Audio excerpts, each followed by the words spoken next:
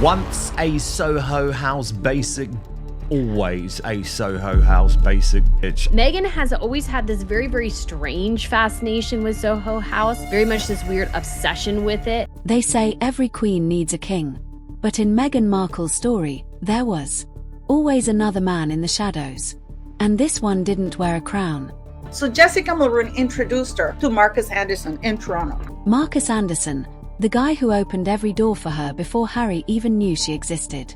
And now he might be the one slamming them shut. This guy has been around all of the time. Isn't that suspicious to you? Because it is for me. It is something strange. Let's be honest. Meghan has always been the main character in her own movie.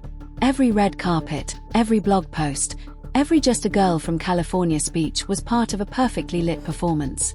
But behind the glow of the TIG in those luxury trips, someone was quietly pulling strings. Back in her early days, she was totally reliant on Soho House to pay for her travel, to pay for her accommodation. Markus wasn't just a friend.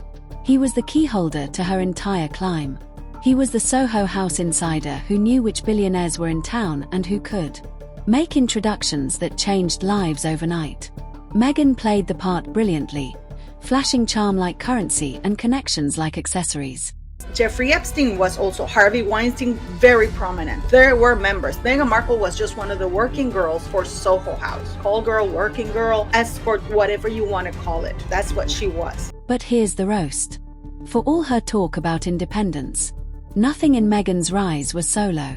Every photo beside Markus screamed strategy over spontaneity. She didn't stumble into royalty. She worked her way there one cocktail party at a time. And now the man she sidelined, the one who allegedly made those introductions, is tired of being the ghostwriter of her fairy tale. Her guest list to her wedding showed her real ambition was to be a star in California. Because if Markus really starts talking, Meghan's self-made Duchess script might finally get its director's cut. And it won't be pretty. If walls could talk, the ones at Soho House Toronto would have the juiciest stories in royal history. Because before there were tiaras and Netflix deals, Meghan Markle was running her own version of Hollywood North. And Markus Anderson was the man holding the guest list. Without Markus Anderson, I hope to prove to you in this video that Meghan Markle wouldn't have the level of global fame that she enjoys now. Picture it. Dim lights, expensive cocktails, a crowd full of producers, athletes, and billionaire investors. Meghan wasn't just attending. She was orchestrating. Every laugh, every selfie, every accidental encounter was another chess move in her social climb. While others were networking, Meghan was storyboarding her destiny. It was planned from the beginning. She denied being interested in the royal family, which she totally was. I know someone who knows the ex-husband who said she had a vision board with Prince Harry on it. She knew the right table could change her life, and she made sure she was always seated at it. This wasn't about acting on Suits anymore. This was about acting in the movie of her own future. Markus gave her access, but Meghan brought the performance effortless charm, a dash of mystery, and a calculated smile that could melt through any room. She made sure the Toronto elite never forgot her name, and allegedly never stopped talking about her either.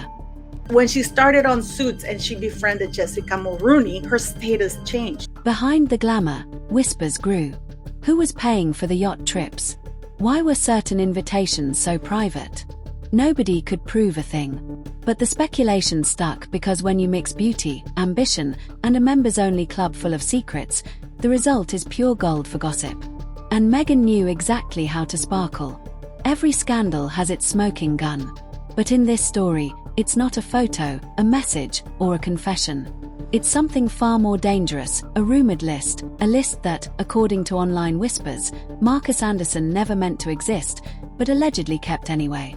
This is what Meghan has been doing. She's a piece of Klingon, like she clings to somebody who can get her there. So Meghan manages to befriend one person of a very popular group, and then that person introduces her to the others. And because she's being brought in by somebody they trust, she's welcomed in. People online claim it wasn't just about who attended Soho House dinners.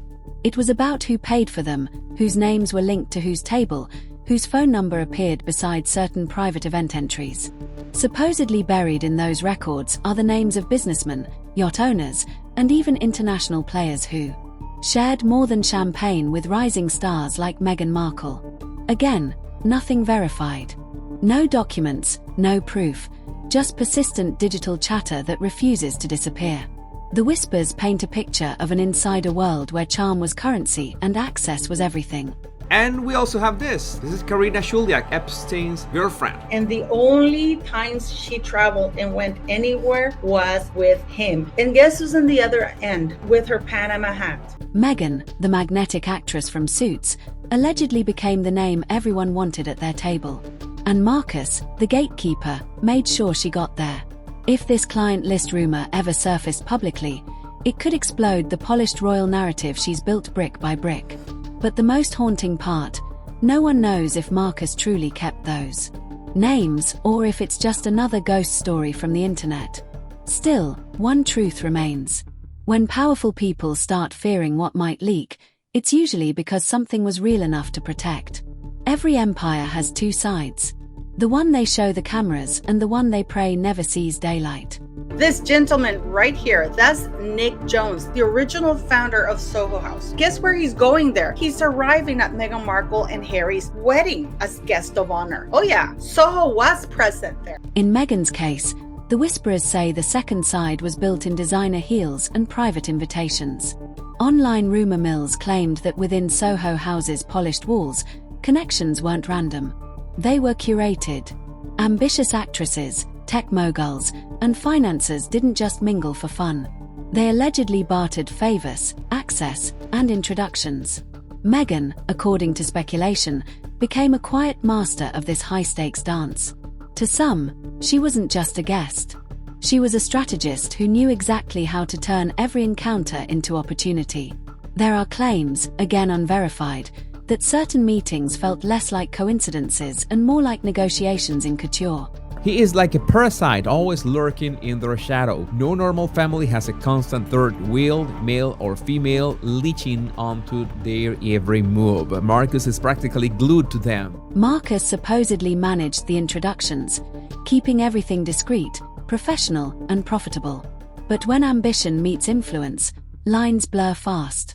What began as networking can start looking like a transaction once secrets get attached. If that dynamic ever became public, it would shatter the innocent actress meets prince fairytale she sold for years. Because every story about double lives eventually exposes who was writing the script and who was just playing a role. But here's the twist. Rumors say Markus kept the receipts, not literally, but in memory. And when someone like him starts remembering out loud, the entire illusion of perfection begins to flicker. And what comes next might make those past whispers sound. He is the perfect person to be a highly paid consultant now for Soho House because he never puts a foot wrong. He never says anything about anyone. They say silence speaks volumes. But when the quiet one finally talks, everyone listens. And if rumors are true, Markus Anderson might be ready to do just that. After years of smiling in the background, he's allegedly tired of being the invisible architect of Meghan's rise. Speculation online paints a picture of a man who built doors for others only to be locked out himself. When Meghan's royal story hit Netflix, eagle-eyed viewers noticed something odd. Markus, the so-called matchmaker, barely appeared. In photos, his face blurred in narratives, his name gone. To loyal insiders, that erasure wasn't an oversight, it was an insult. Markus started off at Soho House London as a waiter, and he was a global membership director when he first met Meghan. Imagine helping craft someone's path to global fame only to be airbrushed from their fairy tale. It's the kind of slight that stings quietly until it doesn't. Then there's the timing. With Soho House facing more public scrutiny as a luxury brand, insiders whisper Markus could be feeling the heat. The man who once controlled the velvet rope might be watching it unravel and taking control of the story before someone else does. And here's the wild part. Friends claim he's not looking for revenge, just recognition. But in a world where secrets equal power, recognition can sound a lot like exposure. If Markus truly decides to speak, it won't just be about old friendships. It'll be about rewriting the royal origin story from the inside out.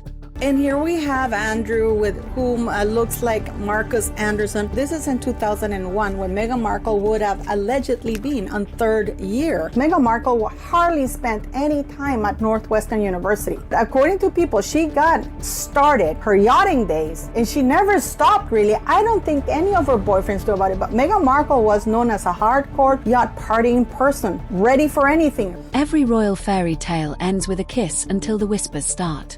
And now, if online chatter is to be believed, Prince Harry might be questioning just how real his love story ever was. Insiders claim the Duke's once unshakable confidence in Meghan has been quietly replaced by confusion and disbelief. The man who once defended her against every headline now allegedly scrolls through old photos and messages, trying to make sense of what he's hearing. They say he's haunted by the idea that their meeting wasn't destiny, but design. That maybe long before the royal romance began, his name was already on someone's vision board. Harry, who's that standing next to the Queen? Is that a servant? That's what Harry wrote in his book Spare. How stupid is this man that he actually believes it, or is it that he wanted to believe it? In private, rumors say Harry's begun distancing himself emotionally, pulling back from the spotlight, refusing certain joint appearances.